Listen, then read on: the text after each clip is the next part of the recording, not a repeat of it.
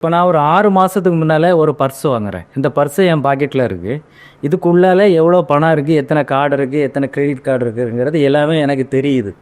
ஆனால் நான் பிறந்து எனக்கு இன்றைக்கி வயசு ஒரு 55 வயசு அப்படின்னு சொன்னால், பிறக்கும் போதிலிருந்து என்கிட்ட இருக்கிற என்னென்ன உறுப்புகள் இருக்குது, அது எப்படி எப்படி செயல்படுங்கிறது எனக்கு தெரியல.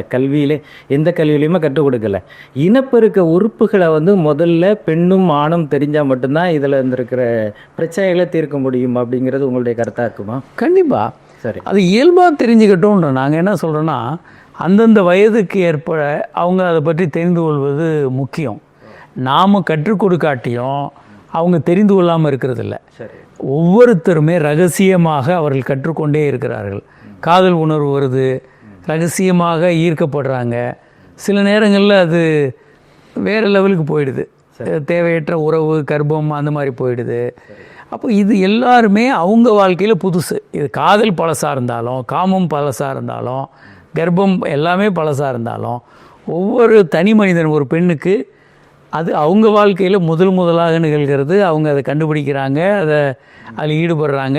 அப்போது இதை பற்றிய ஒரு விஞ்ஞானம் அவங்களுக்கு தெளிவாக சொல்லிக் கொடுக்கப்பட்டால் அவங்க விஞ்ஞான ரீதியாக அதை அணுக முடியும். அப்போது இப்போ மாதவிலக்கு வருது, ஒரு பெண்ணுக்கு ஒன்றுமே சொல்லிக் கொடுக்கலன்னு வச்சுங்க. ஸ்கூலில் திடீர்னு ஒரு 7வது படிக்கிற பெண் திடீர்னு மாதவிலக்கு வரும்போது பெண்ணுறுப்புலேருந்து ரத்தம் வந்தால் நம்ம செத்து போயிடுவோன்னு கூட அந்த பெண் பயப்படலாம். என்ன பண்ணுறதுன்னு தெரியாமல் குழப்பமாகலாம். இது சரியாக தப்பான்னு கூட தெரியாமல் இருக்கலாம். அப்போ அந்த ஒரு 2 வருடங்களுக்கு முன்பே அந்த குழந்தைங்க சொல்லிக் கொடுக்குறாங்க, இந்த மாதிரி ஒரு 13-12 வயதில் மாதவிலக்கு வரலாம், ரத்தப்போக்கு வரும், வந்ததுன்னா டீச்சர்கிட்டையோ அப்பா அம்மாட்டையோ சொல்லணும் அப்படின்னு சொல்லி கொடுத்தா அந்த பெண் பயப்படாமல் இருக்கலாம். அதை அவங்க பெற்றோர்கிட்ட சொல்லும்போது அவங்களும் அதை கவனத்தில் கொள்ளலாம். எதுவுமே சொல்லாமல் இருக்கும்போது அந்த பெண் செத்து போயிடுவோன்னு பயப்படலாம். நமக்கு ஒரு இடத்துலேருந்து ரத்தம் கையிலேருந்து ஒழுகுதுன்னா நம்ம செத்து போவோன்னு பயப்படுற மாதிரி அதுவும் பிறப்புறுப்புலேருந்து வரும்போது அந்த பெண்ணுக்கு இன்னும் பயம் அதிகமாகிடும். என்னவோ தப்பாக நடக்குது, நம்ம ஏதோ தப்பாக பண்ணிட்டோன்னு அவங்க பயப்படலாம்.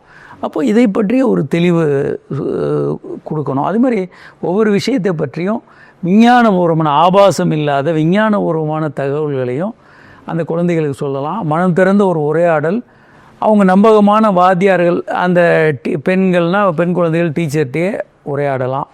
ஆண்கள் ஆண் மருத்துவர்கிட்டையும் அல்லது ஆண் வாத்தியார்ட்டையும் உரையாடலாம் ஓரளவுக்கு. அப்போது அந்த தூக்கத்தில் விந்து வர்றது, சுய இன்பம் பண்ணுறது, பல தவறான நம்பிக்கைகளை பற்றிய குற்ற உணர்வு இல்லாமல் இவங்க வாழ முடியும்.